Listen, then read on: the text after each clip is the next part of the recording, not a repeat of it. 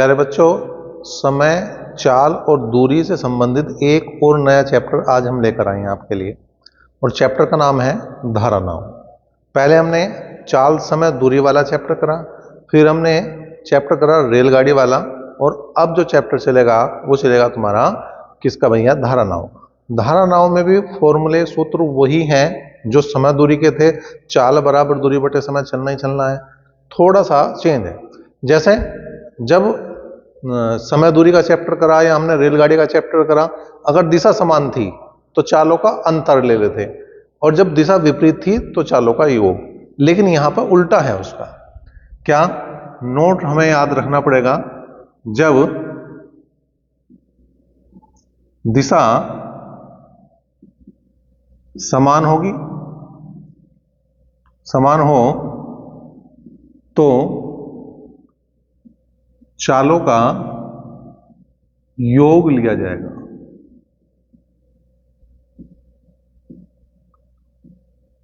तो वहां क्या ले रहे थे? अंतर। लेकिन यहां पे क्या लेंगे हम? योग। दूसरा, जब दिशा विपरीत हो तो चालों का अंतर लेते हैं। चालों का अंतर लेते हैं।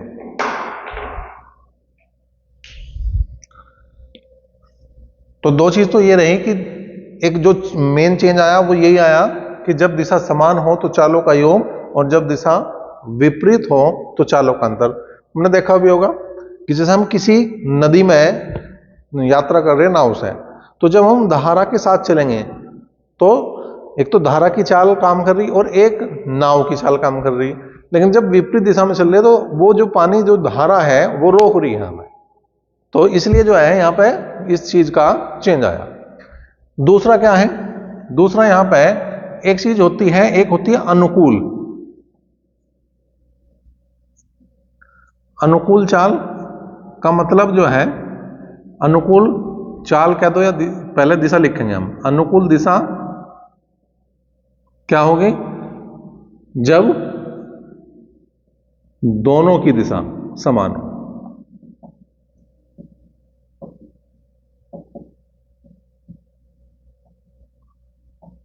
दोनों की किसकी?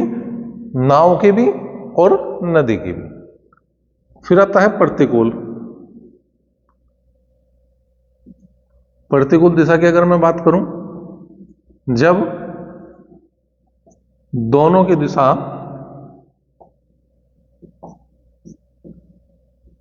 विपरीत हो।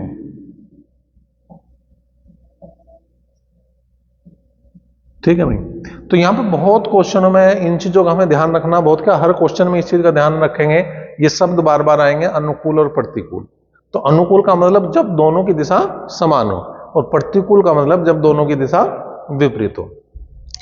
अब एक बात आती है कि नाव की हमें चाल अनुकूल भी दे दी और नाव की चाल हमें प्रतिकूल भी दे दी।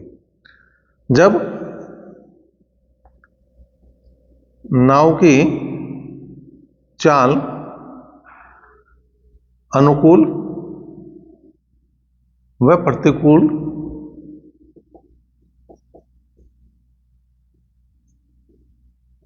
दे दी गई है, तो उसमें क्या करेंगे? पहली बात, वो पूछता है नाव की चाल। और नाव की चाल किसमें पूछ रहा हूं? वो शांत जल में। शांत जल में मतलब यूं मान के चलना हमें, नाव की चाल कब बतानी? जब पानी बिल्कुल शांत है। और शांत पानी किसका हो? जैसे तालाब का। तो उस कंडीशन में हमें नाव की चाल देखनी है। तो इसमें क्या होगा? अनुकूल चाल प्लस प्रतिकूल चाल बटे 2। अनुकूल चाल प्लस प्रतिकूल चाल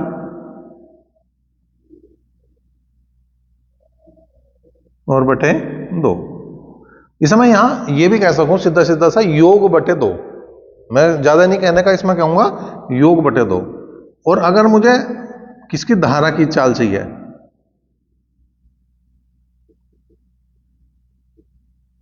अगर मुझे धारा की चाल चाहिए, मतलब नदी की चाल चाहिए, नदी कह दो धारा कह दो, तो यहां पे इन दोनों का अंतर किसका, अनुकूल चाल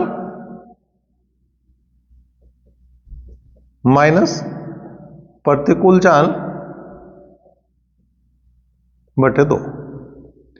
अनुकूल चाल हमेशा ज्यादा होगी क्योंकि वहां पे दोनों का योग हो रहा, और प्रतिकूल चाल हमेशा कम होगी क्योंकि वहां दोनों का अंतर ले रहे। तो ये कुछ चेंज है जो हमारे चाल समय दूरी वाले चैप्टर्स है या रेलगाड़ी वाले चैप्टर्स है, थोड़े से अलग हैं। इनके अलावा इसमें कोई बहुत ज्यादा चेंज नहीं है, बाकी चीजें तो हम क्वेश्चनों से ही देखते चले जाए। शुरुआत करेंगे और पहला क्वेश्चन जो लेंगे वो किससे संबंधित है, वो अनुकूल चाल से संबंधित प्रश्न है। क्वेश्चन नंबर 1 की बात करें, क्या है, एक नदी की धारा की गति 3 किलोमीटर प्रति घंटा और स्थिर पानी में एक व्यक्ति के तैरने की गति 5 किलोमीटर प्रति घंटा है। तदनुसार उस व्यक्ति को धारा के साथ 26 किलोमीटर तैरने में कितना समय लगेगा। धारा के साथ का मतलब अनुकूल चाल, ठीक है। तो इसमें हमें अनुकूल चाल देखनी, अनुकूल चाल, और अनुकूल चाल के लिए मैंने क्या बताया, दोनों का योग। अनुकूल चाल के लिए मैंने क्या बताया, दोनों का योग, किसका, धारा और नाव हो, व्यक्ति हो, स्टीमर हो, जहाज हो, मतलब जो भी उसमें दूसरी चीज है। अब यहां पे धारा की चाल 3 है और व्यक्ति की 5 है, तो कुल मिलाकर होगी 8, कुल मिलाकर होगी ये 8 किलोमीटर प्रति घंटा। ये तो होगी इसकी चाल, अनुकूल चाल। दूरी 26 किलोमीटर है, समय पूछ रहा, तो समय बराबर दूरी बटे चाल, समय बराबर दूरी बटे चाल।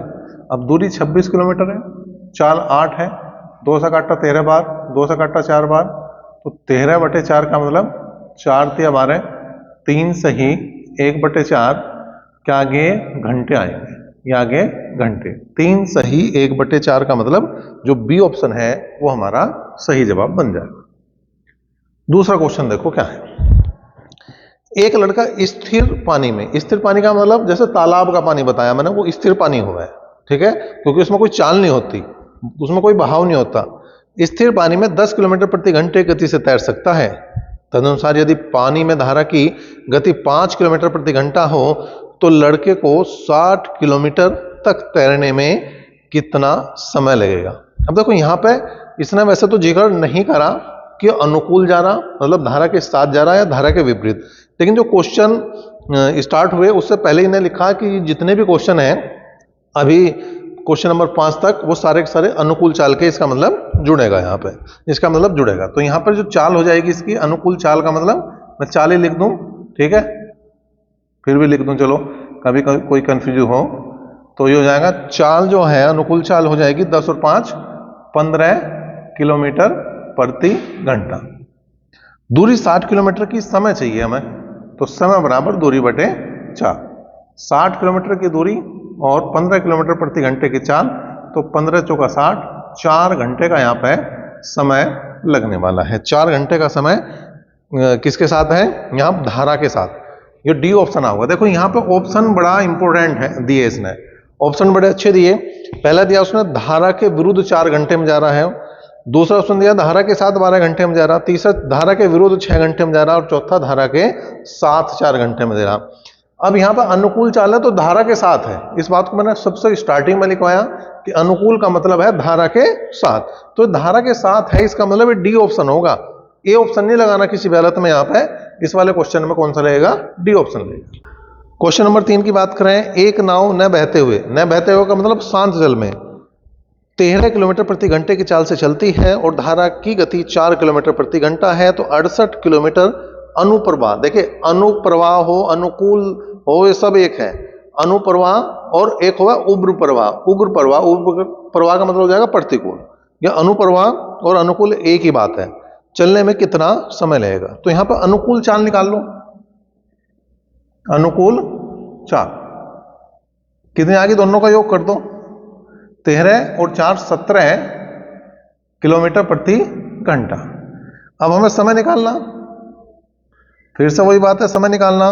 68 किलोमीटर की दूरी 17 किलोमीटर प्रति घंटा की जाल, तो 17 चौका 68, यहां पे 4 घंटे का यहां पे समय लगने वाला है। क्वेश्चन नंबर 4 चौथा देखो भाई क्या है, एक नाव स्थिर जल में 13 किलोमीटर प्रति घंटे की गति से जाती है। यदि धारा की गति 4 किलोमीटर प्रति घंटा हो तो नाव धारा की दिशा में 68 किलोमीटर जाने में कितना समय लेगी। बिल्कुल क्वेश्चन ही रिपीट हो गया है, तो इसलिए इसने क्वेश्चन दिया कि एक बार ये क्वेश्चन आया आरआरबी मुंबई ग्रुप डी में आया 2003 में, और ये दोबारा आ गया आरआरबी कोलकाता गुड्स गार्ड में परीक्षा में आया 2005 में। बिल्कुल सेम है, कोई भी चेंज नहीं है। 13 और 4 और 68 किलोमीटर की दूरी, तो उत्तर भी सेम आना इसका 4 घंटे का, यहां पर उत्तर भी इसका सेम ही आता।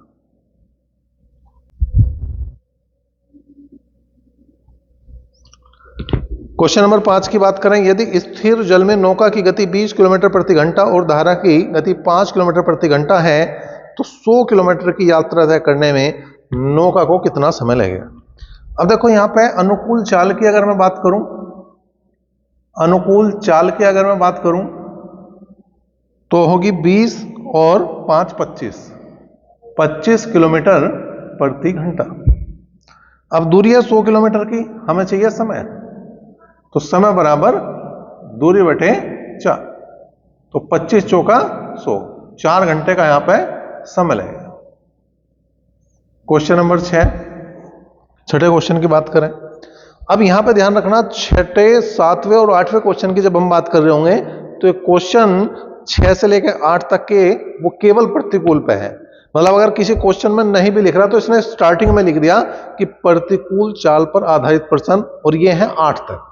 जब आप किताब देख रहे होंगे तो उसमें आप बिल्कुल क्लियर देख पा रहे होंगे कि इसने प्रतिकूल चाल पर आधारित प्रश्नों के नीचे जो दिया है 6, 7 और 8 को रखा। तो अब यहां पे चाल घटेगी, जुड़ने की नहीं, चाल क्या होगी, घटेगी, माइनस होगी, अंतर लिया जाएगा चालों का। कोई मोटरबोट शांत जल में 18.5 किलोमीटर प्रति घंटे की चाल से चल सकती है। यदि वह जल प्रवाह के विपरीत 7 किलोमीटर की दूरी 4 घंटे में जाती है तो जल प्रवाह की रफ्तार क्या है। देखो क्या है, चाल बराबर दूरी बटे समय, चाल बराबर जो होता है वो दूरी बटे समय होगा। अब मैं यहां बात करूं तो जो दूरी है वो 60 किलोमीटर की है, 60 किलोमीटर की, और समय लग रहा है 4 घंटे का। अब जब धारा के विपरीत जा रहे तो क्या होगा, यहां पे क्या है, धारा के विपरीत चाल घटेगी, किसमें से, नाव में से धारा की चाल घटेगी, नाव में से धारा की चाल। मतलब अगर मैं प्रतिकूल चाल कह रहा हूं, अगर मैं कहीं प्रतिकूल चाल कह रहा हूं, प्रतिकूल चाल का मतलब है, प्रतिकूल चाल का मतलब है नाव की चाल माइनस धारा की चाल, और अनुकूल चाल का मतलब है, अनुकूल चाल का जो मतलब है वो इन दोनों का योग। किस किस का, नाव की चाल, नाव की चाल और धारा की चाल का योग। ठीक है। अब यहां पर इसने किसकी चाल दी, इसने दी हमें मोटरबोट शांत जल में, मतलब नाव की चाल दे दी 18.5, और हमें निकालनी किसकी, जल की चाल, धारा की चाल निकालनी, वो मान ली x है। तो 15 चौका 60, 15 बार कट गया, तो x की वैल्यू कितनी आ जाएगी, 18.5 में से 15 घटा दो तो 3.5 किलोमीटर प्रति घंटा इसकी चाल बन गई। क्वेश्चन नंबर 7 की बात करें, एक स्टीमर धारा के विपरीत दिशा में 3 घंटे में 72 किलोमीटर जाता है। यदि धारा की रफ्तार 3 किलोमीटर प्रति घंटा है तो शांत जल में स्टीमर की चाल क्या है। स्टीमर मतलब जैसे नाव है उसकी बात चल रही। तो वही बात है भाई, 72 किलोमीटर 3 घंटे में जा रहा, तो 72/3 क्या है, चाल, चाल बराबर दूरी बटे समय, दूरी 72 और समय 3 घंटे का लग रहा। अब यहां पे नाव की चाल निकालनी है, या तो मैं यहां लिख दूं नाव और उसमें से घटा दूं धारा की चाल कितनी है, वो 3 है, तो यहां से काट दिया मैंने, 3 दूनी 6 और 3 चौक 12। इसका मतलब अगर नाव की चाल निकालूंगा तो 24 में 3 जोड़ दूंगा, 24 और 3 हो गए 27 किलोमीटर प्रति घंटा। क्वेश्चन नंबर 8 की बात करेंगे भाई। 8वां क्वेश्चन क्या है, शांत जल में एक नाव की चाल 8 किलोमीटर प्रति घंटा है और धारा की गति 2 किलोमीटर प्रति घंटा है, तो नाव के प्रतिकूल जाते हुए 2 घंटे में नाव कितनी दूरी तय करेगी। ठीक है, प्रतिकूल चाल निकाल लो। प्रतिकूल चाल क्या बताया था मैंने? प्रतिकूल चाल में लिखा हुआ बराबर में नाव की चाल में से धारा की चाल माइनस करनी पड़ेगी। नाव की चाल 8 किलोमीटर प्रति घंटा और धारा की चाल 2 किलोमीटर, तो बची भैया कितनी? 6 किलोमीटर प्रति घंटा। नाव की चाल में से धारा की चाल हमने माइनस कर दी। अब हमें क्या बताना?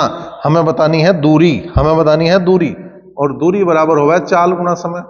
अब चाल यो लगेगी 6, चाल 8 नहीं लगने की, चाल 2 नहीं लगने की, चाल 6 लगेगी, और समय लग रहा 2 घंटे का, तो 6 दूनी 12, और ये आएगा भैया किलोमीटर। तो इस तरह से है, ये प्रतिकूल वाले क्वेश्चन थे। अनुकूल वाले क्वेश्चन देखे हमने 1 से 5 तक, 6 से 8 तक हमने प्रतिकूल वाले क्वेश्चन देखे, और अब 9 से जो क्वेश्चन स्टार्ट होंगे उसमें दोनों चीज की बात करेगा, अनुकूल की भी बात करेगा और प्रतिकूल की भी बात करेगा। क्वेश्चन नंबर 9 की बात करें। एक तैराक एक बिंदु ए से धारा के विरुद्ध 5 मिनट तक तैरता है और उसके बाद धारा के साथ अगले 5 मिनट तक तैरकर बिंदु बी तक पहुंच जाता है। तदनुसार यदि ए बी की जो दूरी है वो 100 मीटर है, तो धारा की गति हमें बतानी किलोमीटर प्रति घंटा। अब देखो, सपोज करो यहां पे ए बिंदु है, यहां से यहां तक कहीं गया। अब ये तो धारा के विपरीत है, ये धारा के विपरीत है, धारा के साथ इसका उल्टा होगा, तो यो वापस आया, वापस यहीं से आता हुआ, और यो कहा? यहां पहुंच गया बी बिंदु पर। अब उसने कहा उसकी जो दूरी है, किसकी? इसकी ए और बी के बीच की दूरी 100 मीटर है, जो है 100 मीटर। तो कुल मिला के अगर हम देखें तो पहले वो एपी देख लो जी। एपी बराबर कितना हो जाएगा? एपी होगी दूरी, दूरी बराबर चाल गुणा समय। अब चाल है धारा के विपरीत, स्टार्टिंग में धारा के विपरीत चला था वो, ठीक है। तो अगर मैं नाव की चाल थोड़ी देर के लिए x मान लूं, धारा की चाल y मान लूं, तो ये होगी x माइनस वाई, और ये मैंने किलोमीटर प्रति घंटे मान लिया, जो मुझे बाद में चेंज ही ना करना पड़े, और गुणा समय लग गया उसे 5 मिनट का, ठीक है। दूरी बराबर चाल गुणा समय, और यहां पे मैं 60 कर सकूं, 60 नहीं बटे में 60 करना पड़ेगा मुझे, क्योंकि यो है हमारा किलोमीटर प्रति घंटा, यो है मिनट, तो इसे मैं बटे में 60 लगा सकूं। पहली कंडीशन आ गई है कुल मिलाकर ये। अब दूसरी की बात करें, अब वो यहां से यहां तक आया, मतलब बीपी हो गया, मतलब बीपी हो गया, बीपी बराबर हो गया। अब अनुकूल चाल है तो दोनों को जोड़ दो, और समय अभी भी 5 मिनट लग रहा, और बटे 60 यहां पे भी करना पड़ेगा, ठीक है।